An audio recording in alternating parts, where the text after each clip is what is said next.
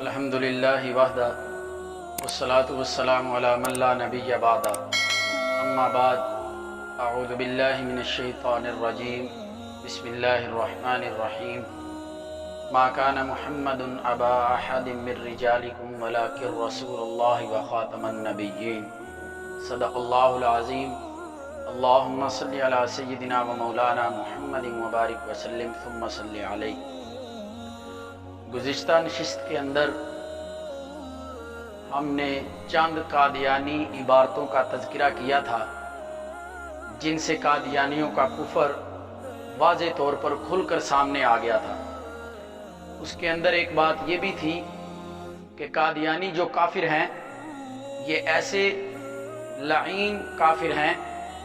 کہ یہ اپنے آپ کو تو مسلمان اور باقی تمام مسلم امہ کی تکفیر کرتے ہیں۔ لہذا بتایا گیا تھا کہ اپنی کتاب تذکرہ صفحہ نمبر 519 پہ مرزا قادیانی لکھتا ہے کہ خدا تعالیٰ نے مجھ پر ظاہر کر دیا کہ ہر وہ بندہ جس تک میری تبلیغ پہنچی، جس کو میرا پیغام پہنچا اور اس نے مجھے قبول نہیں کیا، وہ مسلمان نہیں۔ تو لہذا اپنے کے علاوہ تمام مسلمانوں کی تکفیر کرتے ہیں اور پھر دھوکہ یہ دیتے ہیں عام سادہ لوگ مسلمانوں کو کہ دیکھیں جی ہم بھی آپ جیسے مسلمان ہیں، ہم بھی آپ کی طرح نماز روزے کو مانتے ہیں اور ہم بھی آپ والا کلمہ پڑھتے ہیں، یہی کلمہ تو ہم پڑھتے ہیں اور ہم تو آپ کو غیر مسلم نہیں کہتے، ہم تو آپ کو کافر نہیں کہتے۔ تو آج چند عبارتیں آپ حضرات کے سامنے پیش کروں گا کہ جن سے واضح طور پر ان قادیانیوں کا مسلمانوں کے ساتھ معاشی، معاشرتی، مذہبی طور پر بائیکاٹ نظر آتا ہے اور ان کی عبارتیں مکمل طور پر بائیکاٹ کی دعوت دے رہی ہیں۔ اور یہ بات بھی واضح ہے کہ مرزائی قادیانی حقیقت کے اندر یہ مسلمانوں کے دشمن ہے، دشمن کہ جب بھی موقع ملے گا یہ مسلمانوں کو نقصان ضرور پہنچائیں گے۔ یہ مسلم امہ کے بھی دشمن ہے اور ملک پاکستان کے بھی دشمن ہیں۔ بہرحال مرزے کا بیٹا مرزا بشیر، مرزا قادیانی لعنت اللہ کا بیٹا مرزا بشیر اپنی کتاب کلمۃ الفصل صفحہ نمبر 170 پر لکھتا ہے کہ حضرت مسیح موعود یعنی کہ مرزا قادیانی لعنت اللہ نے غیر احمدیوں کے ساتھ، یعنی کہ جو احمدی نہیں، جو اس کو ماننے والے نہیں، ان کے ساتھ اسی طرح رویہ اختیار کیا جس طرح کہ رسول اللہ صلی اللہ علیہ وسلم نے عیسائیوں کے ساتھ رویہ اختیار کیا تھا۔ گویا کہ یہ اپنے آپ کو نبی اور دوسروں کو عیسائی بنا رہا ہے۔ اور اسی طرح خود مرزا قادیانی یہ ایک رسالہ چھپتا تھا، اس کے اندر اس کا یہ عبارت تحریر ہوئی الفضل کے نام سے 31 جولائی 1931 کے اندر۔ حضرت مسیح موعود کہتے ہیں کہ ہمارا ان مسلمانوں کے ساتھ خدا تعالیٰ کی ذات میں، رسول اللہ صلی اللہ علیہ وسلم کی ذات میں، نماز میں، روزہ میں، حج میں، ہر چیز میں اختلاف ہے۔ اور اسی طرح مرزا قادیانی اپنی کتاب تذکرہ صفحہ نمبر 318 کے اندر اپنے ماننے والوں کو یہ پیغام دے رہا ہے، اپنے متبعین کو یہ دعوت دے رہا ہے، کہتا ہے کہ تمہارے اوپر حرام ہے اور قطعی طور پر حرام ہے کہ کسی بھی مکفر اور مکذب کے پیچھے نماز پڑھی جائے۔ مکفر یعنی کہ جو ہم کو کافر کہے گا، جو مرزے کی بات کو نہیں مانے گا، اس کی مغلظات کو نہیں مانے گا، وہ کافر ہوگا اور لہذا اس کے پیچھے نماز بھی نہیں ہوگی۔ اور پھر مرزا محمود، وہ بھی انہی کی نسل کا، جس نے اپنی کتاب کا نام رکھا انوار العلوم، اس کے صفحہ نمبر 150 جلد نمبر 3 کے اندر مسلمانوں کے جنازے کے بارے میں وہ بکواس کر رہا ہے کہ جس طرح غیر احمدی کا جنازہ پڑھنا ناجائز ہے، اسی طرح غیر احمدی کے بچوں کا جنازہ پڑھنا بھی درست نہیں، اور غیر احمدی کے بچے کا جنازہ پڑھنا اسی طرح ہے جس طرح کے ہندو کے بچے کا جنازہ پڑھنا۔ یہ بھی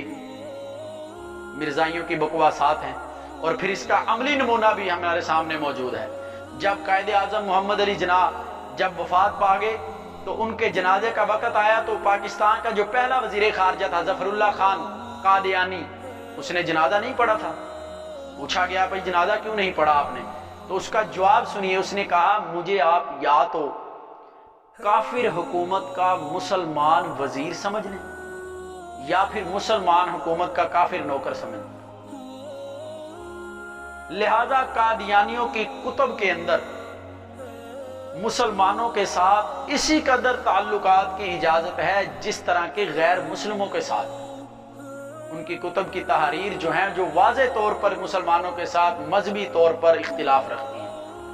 اور پھر میں بات کر رہا تھا یہ جو سادہ لوگ مسلمانوں کو ایک بہت بڑا دھوکہ اور جھانسا دیتے ہیں کہ جی ہم بھی لا الہ الا اللہ محمد الرسول اللہ پڑھتے ہیں۔ تو کسی نے مرزے سے پوچھا نا، مرزے کے بیٹے سے، مرزا بشیر سے، کہا کہ بھائی دیکھو عیسائی جو ہیں وہ عیسیٰ علیہ السلام کا کلمہ پڑھتے ہیں، یہودی موسیٰ علیہ السلام کا کلمہ پڑھتے ہیں، تم بھی کوئی مرزے کا کلمہ نکالو، مرزے کا کلمہ پڑھو کوئی جس کے اندر مرزے کا نام ہے، محمد الرسول اللہ کا کلمہ کیوں پڑھتے ہو؟ تو مرزا بشیر اپنی کتاب کے اندر اس کے 2 جواب دیتا ہے۔ کتاب کا نام ہے کلمۃ الفصل، صفحہ نمبر 158، اس باب کے 2 جواب دیتا ہے۔ کہتا ہے پہلی بات تو یہ ہے کہ محمد الرسول اللہ کا مفہوم اتنا وسیع ہے کہ آپ صلی اللہ علیہ وسلم کی ذات چونکہ تمام انبیاء کی سرتاج ہے، اس لیے آپ صلی اللہ علیہ وسلم کا جو نام ہے یہ اس نے باقی تمام انبیاء کو بھی اپنے اندر لے لیا۔ ہاں مسیحی موعود یعنی کہ مرزا قادیانی کی بعثت سے فرق اتنا پڑا کہ محمد الرسول اللہ کے مفہوم کے اندر ایک اور رسول کا اضافہ ہو گیا، معاذ اللہ ثم معاذ اللہ، نقل کفر نباشت کہتا ہے محمد الرسول اللہ کے مفہوم کے اندر مرزے کی آمد سے ایک رسول کا اضافہ ہو گیا۔ یہ ہے فرق ہمارے کلمہ پڑھنے میں اور قادیانی کے کلمہ پڑھنے میں۔ قادیانی کلمہ پڑھے گا محمد الرسول اللہ کے مفہوم کے اندر وہ مرزے کو بھی شامل کرے گا، جبکہ ہم کلمہ پڑھیں گے ہمارا کلمے کا مفہوم اس غلیظ اور ناپاک ہستی سے مفہوم سے پاک ہوگا۔ اور اسی طرح ایک جواب، دوسرا جواب سنیے، کہتا ہے بالفرض والمحال، بالفرض ہم اس کو مان لیں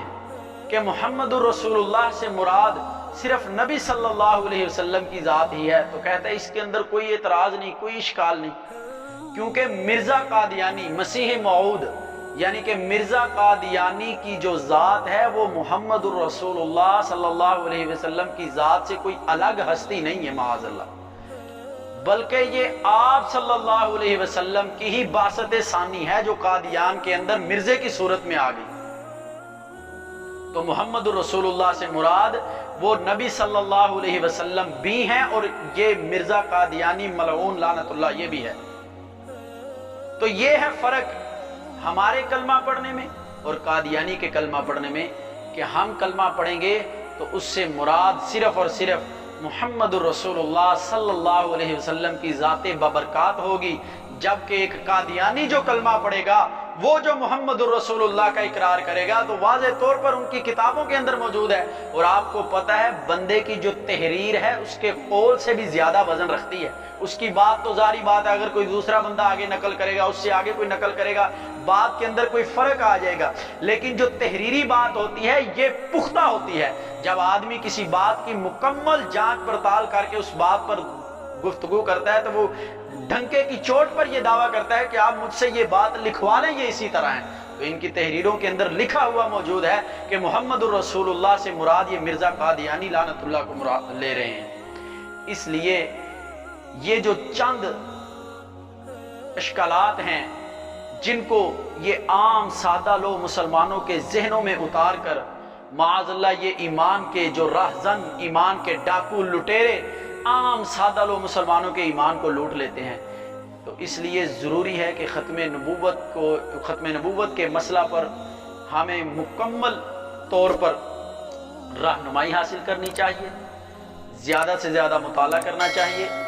علماء کے درس و تدریس کے اندر بیٹھنا چاہیے، اور اللہ تعالیٰ سے دعا ہے کہ اللہ تعالیٰ ہمیں ختم نبوت کے مسئلہ کو صحیح طور پر سمجھ کر اس کے مطابق اپنا عقیدہ بنانے کی توفیق عطا فرمائے۔ وما علینا